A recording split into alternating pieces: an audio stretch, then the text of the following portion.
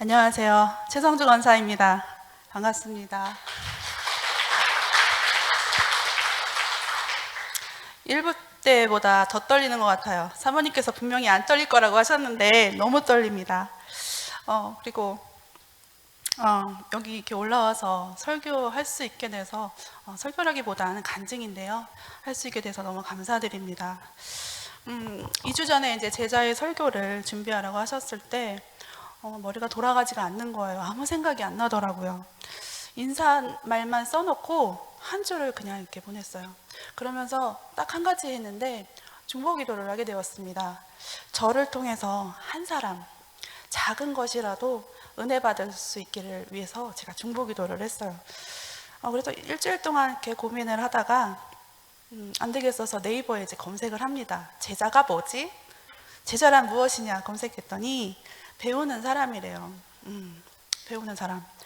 그래서 저는 오늘 배우는 사람으로서 그동안의 신앙 간증을 이야기할까 합니다. 발음이 부정확게도 좀 은혜 많이 받아주세요. 제가 2002년도 9월에 교통사고가 아주 크게 납니다. 이제 교통사고 났을 때 기절했다가 눈을 떴는데 뭔가 굉장히 큰일이 난 것을 이렇게 느껴요. 저는 죽지 못해서 사는 인생이었습니다.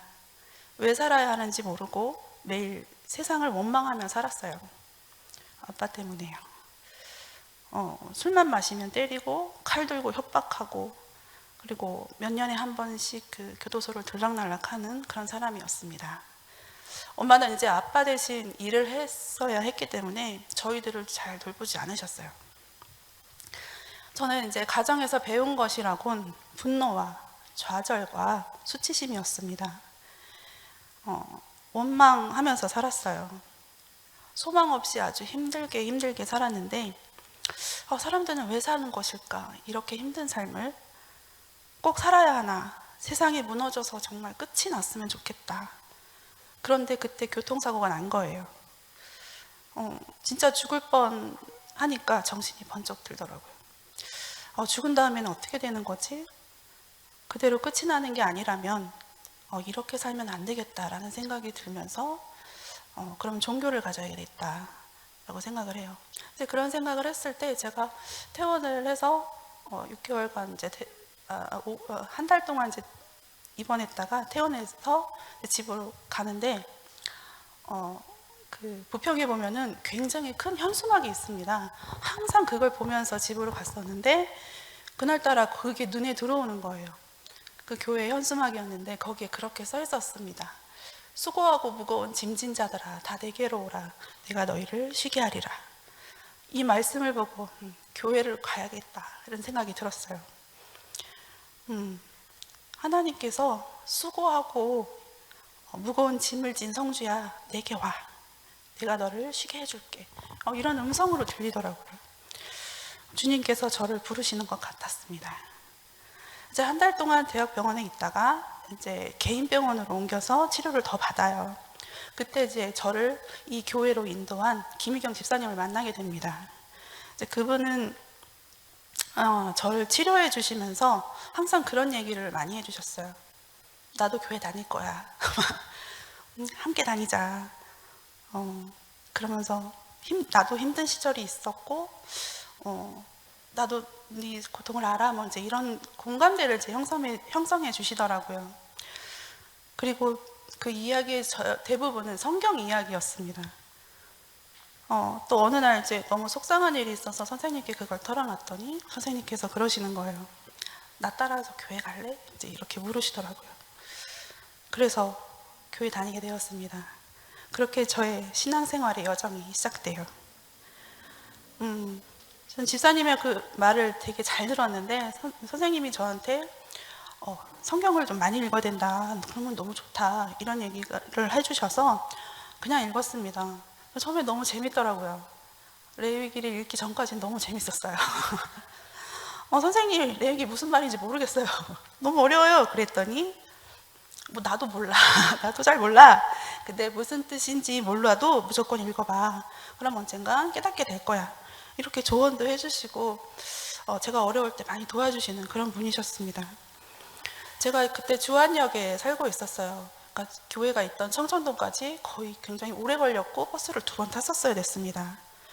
교회를 다니는 게 너무 좋으니까 교회 근처로 이사 가고 싶다라는 기도 제목이 생겨요. 그런데 저는 아시다시피 이제 아빠를 피해서 이제 도망 나와 있는 상황이었었거든요. 그렇게 이사할 수 있는 형편이 아니었는데 그 기도를 그냥 바램으로 했던 것 같아요. 근데 주중에 제가 그 교회 앞에서 친구를 만나게 됩니다. 그 친구가 저에게 천사 이야기를 해줬던 친구거든요. 교회를 다녔던 친구였었는데 교회 진짜 맞은편 건너편 목사님 사시는 그 바로 뒤쪽에 살고 있는 거예요. 그래서 제가 제 사정 얘기를 했고 교통사고가 나고 뭐 이런 얘기들을 했는데 자기하고 같이 살자고. 그래서 일주일 만에 그 기도가 이루어집니다. 교회 근처로 이사 오고 싶다라는 그 기도 제목이요. 그리고 제 교회 근처로 이사 온 것만 가지고는 모자란 거예요. 교회에서 살고 싶은 거예요. 그래서 청년에게 나 교회에서 살고 싶어 막 그랬어요. 너무 좋아서 교회가.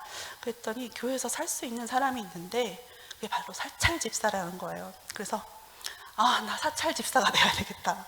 이제 그런 소망을 품고 있었는데 얼마 안 있다가 제가 교회에서 살게 됩니다. 근데 사역자로 이제 목사님께서 부르셔서 이제 사역자 생활을 하게 돼요. 청년 사찰이 된 거죠. 모든 것이 처음이었습니다. 저는 교회를 처음 다니는 것이기 때문에 새로운 일의 연속이었어요. 그때 목사님께서는 매주 화요일은 기도를 해주는 날이었어요. 그래서 몸이 아프거나 어떤 영적인 문제로 힘들어하는 사람이 교회를 이렇게 찾아오면 목사님께서 기도해 주시고 성령님의 음성을 듣고 문제가 있다면 그것을 알려주시고 또 어떤 막힘이 있다면 풀어주시고 또 문제가 죄로 인한 것인지 상처로 인한 것인지 상세하게 알려주셨어요. 저희는 그걸 말씀하시는 걸 늘 이렇게 보면서 배웠던 거죠. 기도받고 문제 해답을 얻은 사람들의 표정이 아직도 생생합니다. 목사님께 기도를 받으려고 정말 많은 사람들이 왔었는데요. 이제 그 중에는 이제 암 환자분들도 계셨어요. 특별히 기억나는 자매가 한 분 계셨는데 그분은 이제 20살 20대였어요. 여기에 종양이 있는 20대 종양이 생긴 거죠. 근데 이제 그분이 이제 목사님께 기도를 받고 저희와 며칠 같이 지내다가 수술하기로 결정을 하고 수술 받기 전에 목사님께 기도를 받아요. 집에 돌아와서 밤에 이제 세수를 하는데 덩어리진 코피가 막 쏟아지더래요. 너무 깜짝 놀랐잖아요. 뇌종양이 있으니까. 그래서 목사님께 전화하는 거를 제가 목사님 통화하시는 거를 들었었는데 원래 뇌 수술이라는 게 간단한 수술이 아니잖아요. 그래서 5시간은 걸린다고 의사에게 그런 설명을 들었었는데 1시간 반 만에 닫고 나온대요. 수술 잘 끝났습니다. 이제 이렇게만 얘기하고 나온 거죠. 근데 이제 목사님께서는 기도를 해주셔서 자연적으로 이 종양이 빠져나온 거라고 저희는 믿고 있습니다. 하나님께서 그렇게 역사하신 거죠. 저희가 그것들을 보고 살아계셔서 하나님께서 역사하시는구나, 그런 것들을 많이 느끼게 됩니다. 목사님을 통해서 하나님께서 역사하시고 일하시는 모습을 우리가 보는 것이죠. 또한 영적인 원리들을 배워나갔습니다. 목사님께서 사역을 하실 때 중보 기도가 필요할 때가 있습니다. 그러면 저희들 사역자들이 골방에 들어가 중보 기도도 할 때가 있고요. 또한 사역이 식사 시간과 이렇게 겹치게 되면 저희가 식사 대접도 하고 그랬어요. 그러면서 섬김을 배워 나갑니다. 그런 영적 사역뿐 아니라 지식적인 부분도 배워 나갔습니다. 책을 읽고 이렇게 발제하는 건데요. 제가 처음 책 읽고 요약해서 발표하던 날이 이제 생각나는데, 제목을 읽고 또 챕터에 대해서 설명해주고 그리고 자연스럽게 읽어 내려가면 되는데 갑자기 눈이 안 보이는 거예요. 아무리 들여다봐도 글씨가 보이지가 않는 거예요. 왜 이러지? 목사님 저 눈이 안 보여요. 글씨가 안 보여요. 그랬어요. 목사님께서 너무 떨어서 그래. 그러시면서 제가 마음이 진정될 수 있도록 이렇게 위로해 주시더라고요. 충분히 그럴 수 있어. 나는 말이야 예전에 말이야 이러시면서 그건 아무것도 아니라고 이제 격려해 주시니까 좀 진정되니까 이제 다시 글씨가 보이더라고요. 제가 그렇게 떨었습니다. 제가 그렇게 부족한 사람이었어요. 그런데도 목사님께서는 저희 사역자들에게 또 한 번씩 설교도 준비하게 하셨어요. 그렇게 부족하지만 새벽 예배나 수요 예배나 또한 토크, MRS 토크 등 이제 리더로 세우셔서 훈련시키셨습니다. 보시면 아시겠지만 저는 성경 한 장도 제대로 읽지 못하는 사람이었어요. 그땐 저희 교회에서 또 통독도 했었거든요. 목사님께서 저녁쯤 내시니까 힘드시니까 한 사람씩 이렇게 돌아가면서 시키시는데 제 차례가 온 거예요. 한 30초면 다 읽을 한 장을 저는 1분이 지나도록 다 못 읽어서 너무 떨어가지고 이제 그 정도로 자신감도 없고 그랬던 사람인데 훈련을 통해서 차츰차츰 자신감이 자라났습니다. 또한 개척 초기에는 총 6명의 사람들이 21일 동안 물만 먹고 교회를 위해서 기도했습니다. 금식하면서. 한 사람이 21일 금식을 시작하고 끝내면 바로 누군가가 시키지 않았는데 자연스럽게 이어나갔어요. 심지어 목사님께서는 사택에서 교회까지 걸어 다니시면서 또한 모든 예배를 소화하시면서 그렇게 21일 금식을 하셨어요. 오히려 더 쌩쌩하셨던 것 같아요. 우리 교회는 그렇게 기도로 단단하게 세워진 교회입니다. 이러한 훈련들이 지금 우리가 사는데 큰 힘이 되고 축복이 되었습니다. 매일 두 분 목사님께서 그러니까 내면을 볼 수 있게 도와주셨고 예언과 통변 훈련을 했어요. 근데 매일 주님의 뜻을 깨닫는 것을 배우면서 제자로 살 수 있게 된 것을 저희가 감사했습니다. 이제 그런 어마어마한 사역들을 하면서 가장 고민은 사역자들과의 관계였어요. 특히 제가 사람과의 관계에 있어서 어떻게 해야 되는지 잘 몰랐었거든요. 특히 제가 그래서 교회 주일만 다녔을 때는 잘 몰랐을 성격이 막 드러나는 거예요. 우리 안에 얼마나 큰 쓴뿌리가 있었는지 이제 알게 됩니다. 그런 것들이 다듬어지는 데는 굉장히 오래 걸렸어요. 그래서 인정할 건 인정하고 사과할 땐 하고 또 오해가 생기면 풀어야 하는데 제가 그걸 잘 못했지만 잘 못했죠. 배려가 부족했기 때문에. 그리고 저는 또 이제 무서운 아빠 때문에 늘 인상을 이렇게 쓰면서 살았어요. 그래서 사람들이 이렇게 제가 가만히 있으면 화났어? 무슨 일 있어? 왜 그래? 막 그러면서 물어볼 정도였어요. 인상이 너무 안 좋으니까. 그래서 오해를 일으킬 만한 인상이구나 내가 그랬나 봐요. 최성화 사모님 어머니를 이제 처음 뵙는 날이었는데 어머니께서 저를 보시자마자 하신 말씀이 있는데 제가 이제 저희 어머니예요 하고서 이제 최성화 사모님이 인사를 소개를 해주셔서 제가 안녕하세요 하면서 웃으면서 인사를 했는데 제 웃는 얼굴에다 대고 어머 쌀쌀맞게 생겼다 이러시는 거예요. 네. 너무 솔직하시다. 또 웃으니까 또 괜찮네 이러시는 거예요. 그래서 제가 이제 이 얘기를 이제 목사님께 말씀드렸어. 이렇게 생긴 건 뭘 어떡해. 성형수술을 해야 되나? 이제 이랬거든요. 이제 우스갯소리로 이제 그렇게 얘기를 했는데, 목사님께서는 표정이 중요하다. 사람들에게 오해를 불러일으킬 수 있다. 그렇기 때문에 연습이 필요하다 하셨어요. 그래서 거울 보고 이제 매일 연습을 했습니다. 여러분들은 지금 좋아진 얼굴을 보고 계신 거예요. 연습을 많이 했거든요. 하루 100번씩. 사역자가 된 저희는 이제 말씀 읽고 기도하는 건 하루 일과 중에 가장 많은 부분을 차지했습니다. 새벽 4시부터 거의 7시까지 기도를 했고 또 점심시간에 또 기도를 했고 또 오후에도 기도 시간이 있었어요. 중간중간 저희가 책을 또 성경책을 읽었고요. 말씀과 기도가 기본이 되었습니다. 제가 중학교 때 잠깐 이제 운동을 했었는데 시합 뛰면 정말 재밌어요. 그런데 시합이 한 20분 정도 되거든요. 근데 기본기가 없으면 5분도 못해요. 교체됩니다. 기술이 아무리 뛰어나도 체력이 뒷받침되지 않으면 기술을 쓸 수가 없어요. 믿음 생활에서 정말 중요한 것은 말씀과 기도로 기초 체력을 키우는 것입니다. 자꾸 넘어지는 이유는 기초 체력, 말씀과 기도가 약하기 때문이에요. 그렇게 몇 시간씩 기도하고 말씀 있고 하는 그런 사역들이 제게 주어졌을 때, 그런 시간들이 나를 준비하는 시간이라는 것을 그때는 그렇게 명확하게 알지는 못했지만 나의 평생에 있어서 가장 중요한 시간들이었습니다.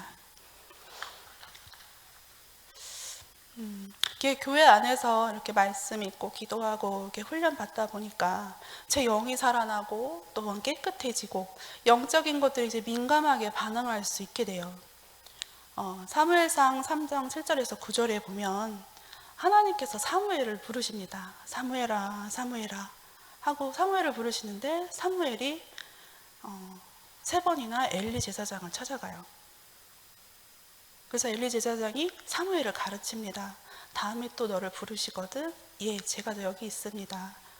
이렇게 말씀하라, 이렇게 말을 주의 종이 듣겠습니다라고 얘기를 하라고 했어요. 제가 이제 사역자들 3명하고 또 이화영 청년이 이제 교회에 있었는데 저희 4명이서 이제 중보기도를 하게 됐습니다. 목사님께서 맡기셔서 이화영 집사님이 리드를 하셨죠. 그리고 목사님께서는 경기도 이천으로 출타하고 계시는 중이셨어요. 그래서 중보기도 시간에 기도를 하고 있는데 첫 번째 기도 제목은 뭐 교회를 위한 기도였고 두 번째가 목사님 2분을 위한 기도였습니다. 근데 목사님을 위해서 막 이렇게 기도를 하고 있는데 갑자기 교통사고라는 목소리가 들리는 거예요. 그래서 제가 어떻게 반응을 했냐면 목사님을 위해서 기도하는데 지금 이렇게 나쁜 생각을 하면 안 돼. 근데 막 이러면서 제가 막 계속 이렇게 고개를 가로저었던 것 같아요. 근데 갑자기 그때 기도가 멈춥니다. 리더가 기도를 멈춰요. 그러더니 갑자기 우리 목사님을 위해서 다시 기도하겠는데 교통사고라는 단어가 떠올랐다는 거예요. 소름이 막 돋더라고요. 나도 생각났는데. 그래서 이제 목사님을 위해서 기도 제목을 막 댑니다. 차를 보호해 주시고 가는 길을 안전하게 지켜주시고 목사님을 보호해달라고. 저는 너무 당황했었어요. 성령님의 음성을 이제 들었는데 제가 그걸 무시한 거잖아요. 내가 맞게 들었구나. 성령님께서 나에게도 말씀하셨구나. 그런데 어떻게 해야 할 줄을 몰랐어요. 또 제가 교회 다닌 지 그때 한 1년쯤 돼서 이렇게 세상에 그 영이 이렇게 막 그렇게 남아있을 때였죠. 그때 이제 그런 생각이 들더라고요. 좋은 일에 나쁜 생각을 하면 부정타, 세상 사람들이 그렇게 얘기를 하잖아요. 제가 그런 생각을 했다는 걸 들킬까봐 여태까지 아무한테도 얘기를 못했었어요. 나도 그때 들었어. 이제서야 얘기합니다. 저도 들었어요. 성령님의 음성. 근데 실제로 목사님께서 교통사고가 나십니다. 저희가 중보기도 할 때 목사님께서 고속도로를 달리시다가 트럭하고 부딪혀요. 그런데 정말 위험한 상황이었는데 살짝 스치는 사고, 그러니까 경미한 사고로 끝이 나요. 그리고 트럭 기사님께서 가세요. 이렇게 끝났다고 하시는 거예요.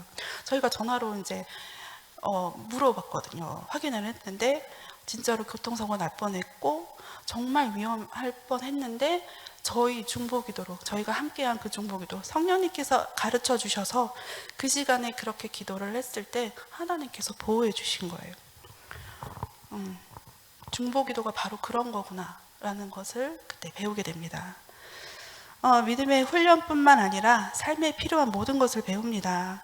저는 제 자신의 잘못 형성된 인격을 뜯어 고쳐야 하는 작업들이 있었어요.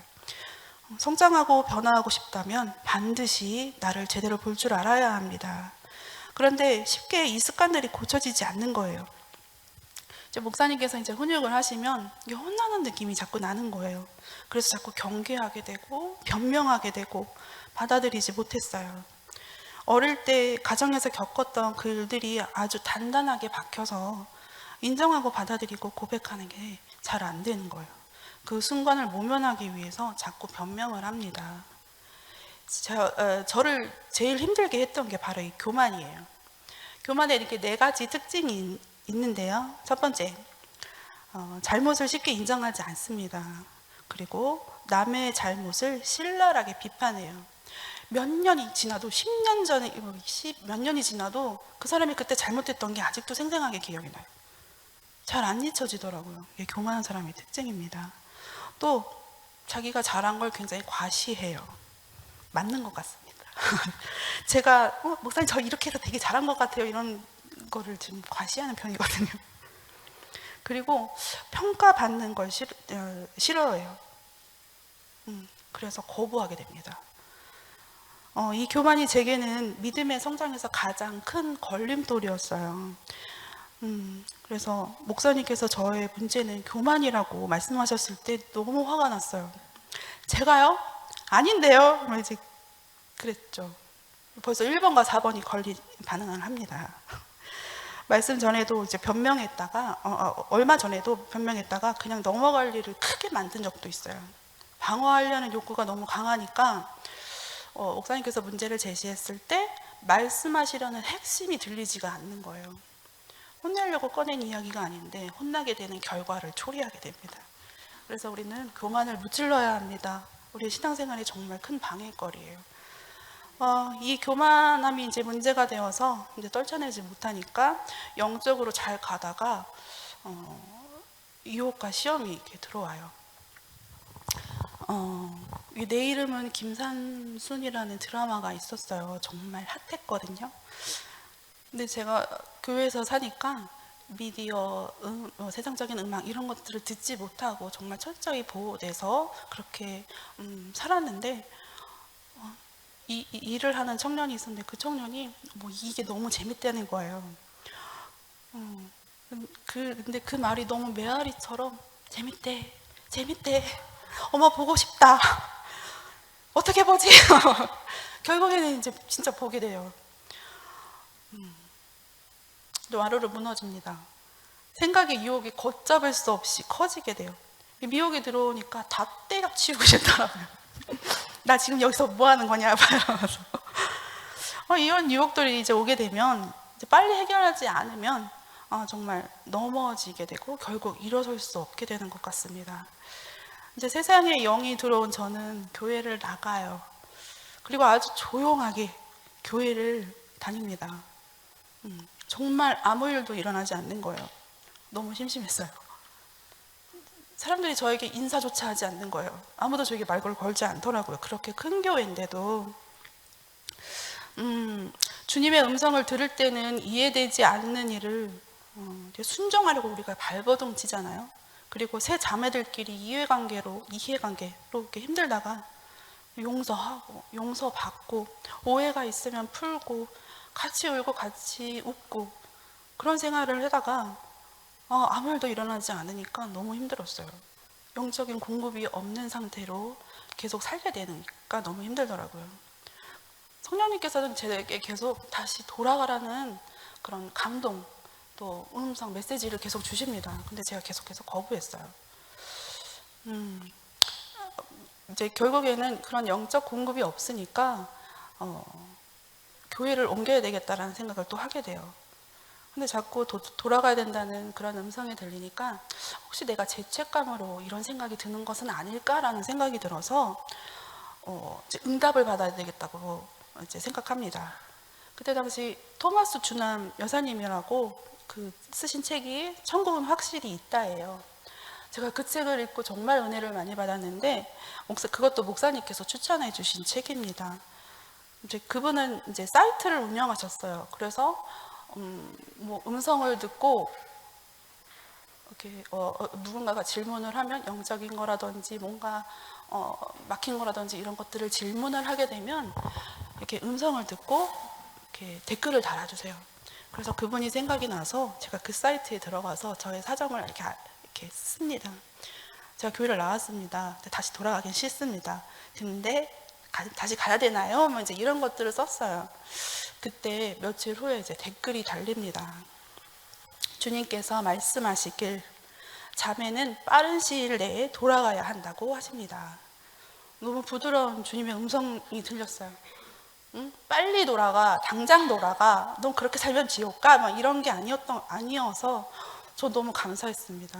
하나님께서 빨리 돌아가라. 이렇게 저를 이렇게 좀 다독이는 다독이시는 것 같았어요. 그렇게 저는 마음이 또 이제 며칠 이렇게 지나면은 바뀔까봐 그걸 확인하자마자 목사님께 전화를 드립니다. 다시 가고 싶습니다. 목사님께서 기쁘게 맞아주셨고 저를 반겨주셨어요. 마치 어제 보던 그 성도들을 오늘 다시 보는 것 같았어요. 그런데 교회 제가 1년 8개월 만에 다시 돌아왔는데 사람들이 다 바뀌어 있는 거예요. 새로운 사람들도 많이 생겼지만 기존에 나와 같이 신앙생활을 했던 사람들이 다 성장해 있는 거예요. 저는 1년 8개월 동안 영적으로 다운되어 있었고 멈춰 있었어요. 제가 교회를 안 다닌 게 아닙니다. 교회를 계속해서 다녔어요. 근데 이 교회, 우리가 부르신 교회, 거기에 붙어 있던 사람들은 다 성장해 있는 거예요. 그래서 제가 이 1년 8개월을 어떻게든 만회하고 싶다라는 그런 어떤 열정이 막 이렇게 솟구쳐 오릅니다. 이제 간증할 기회가 있었어요. 이제 그 교회를 나가야 되겠다, 나가고 싶다. 이제 기도할 때 이제 꿈을 꾼 게 있었는데 너무 생생한 꿈이어서 제가 다시 돌아와서 간증할 때 이 얘기를 이제 말씀드렸었어요. 제가 저 뒤에 이렇게 서 있었고, 이제 그 계산동에 있었던 교회에는 이렇게 십자가가 빨간색으로 이렇게 형광빛이 이렇게 나는 그런 거였었거든요. 이제 그게 이렇게 켜져 있었고, 아무도 없는데 제가 몸이 이렇게 들리는 거예요.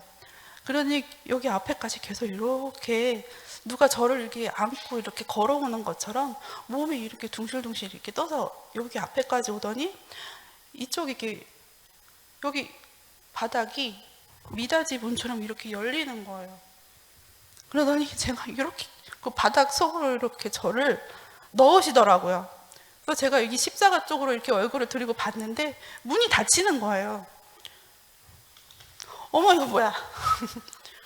뭐 나 죽는 건가? 뭐 그랬었는데 그냥 한 단어로밖에 생각이 안 났습니다.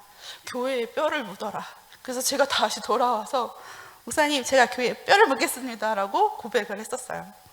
다시는 나가지 않겠다는 결심이었습니다. 꼭 이 교회를 다녀야 하느냐, 꼭 이 교회여야만 하느냐, 집이 멀면 다른 교회 다녀도 되지 않느냐, 이 교회는 나랑 절대 맞지 않는 누구 집사가 있고, 이런 핑계들을 대면서 갈등할 때 세상 유혹이 들어옵니다. 제가 그랬어요. 나를 이곳에 부르신 분은 하나님이십니다. 그래서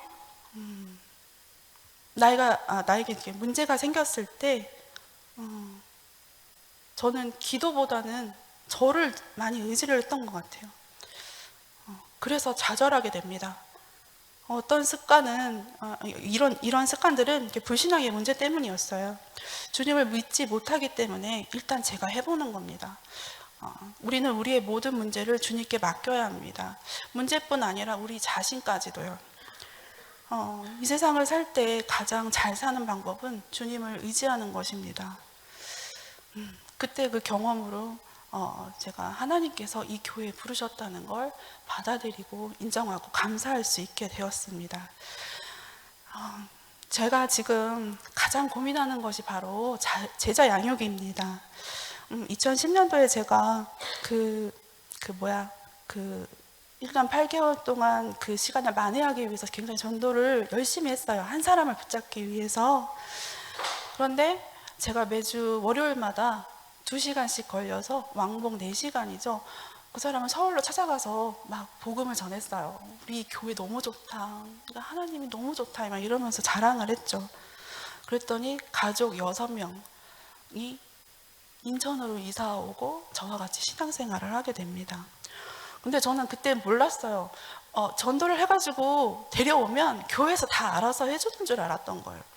양육이 안 되니까 이 친구들이 몇 년 후에 교회를 나가게 됩니다.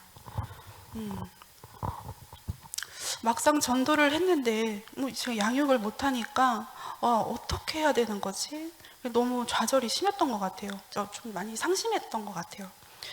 그때의 경험 때문에 늘 전도할 때 그 생각을 해요. 어떻게 해줘야 할까? 전도하려면 전도 때 쏟았던 그 열정보다 양육에 더 많은 열정, 인내가 요구된다는 걸 알게 됩니다.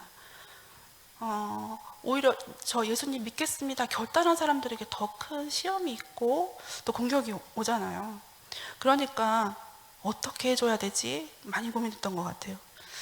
그런데 최근 목사님, 권사님, 또 집사님들, 또 청년들이 교회에서 하는 그런 것들을 보면서 배우게 돼요. 아, 맞구나. 이렇게 하면 되는 거구나. 교회가 힘들 때 주변 사람들을 챙기던 그런 모습들을 이렇게 보면서 그래, 이렇게 하면 되는 거지. 뭘 대단한 걸 내가 전도한 사람을 가르쳐야 되는 그런 게 아니라 매주 그들을 챙겨주는 거죠. 안부 물어봐주고 무슨 일이 있는지 살펴주고 기쁠 때 같이 기뻐해주고 바로 이것이 양육이었던 것입니다. 신앙생활하면서 우리는 다 이전에 배웠던 거예요. 사람을 챙기는 것은 그때 1년 전까지만 해도 그게 힘이 안 나더라고요. 제가 뭔가 더 열심히 뭐 또 특별한 것을 해야 한다는 그런 생각이 많아서였을까요? 그런데 그렇게 특별한 것이 아니라 하던 대로 하면 되는 거였습니다. 그게 정말 큰 힘이 되었어요. 제가 겪어보니까 그렇더라고요. 제자로 설 수 있을 때까지, 아니 제자로 섰더라도 우리는 관심과 사랑이 필요합니다. 그래서 저는 요즘 셀 개척에 소망을 품게 되었습니다. 저는 자라오면서 아빠도 엄마에게도 의지할 수가 없었어요. 누가 도와주지 않으니 내 힘으로 벌어서 빨리 이 지옥 같은 집에서 벗어나야 했어요. 그 무거운 짐을 홀로 지고 있던 저에게 주님이 찾아오신 겁니다. 나는 마음이 온유하고 겸손하니 나의 멍에를 메고 내게 배우라. 그리하면 너희 마음이 쉼을 얻으리니. 아멘. 지금도 배우고 있는 중입니다. 우리는 제자 이런 복된 교회에서 영적으로 깨어 계신 목사님 두 분과 또 가족보다 끈끈한 사랑을 보여주시는 여러분들과 함께 신앙생활을 할 수 있게 된 것을 하나님께 감사드립니다. 감사합니다.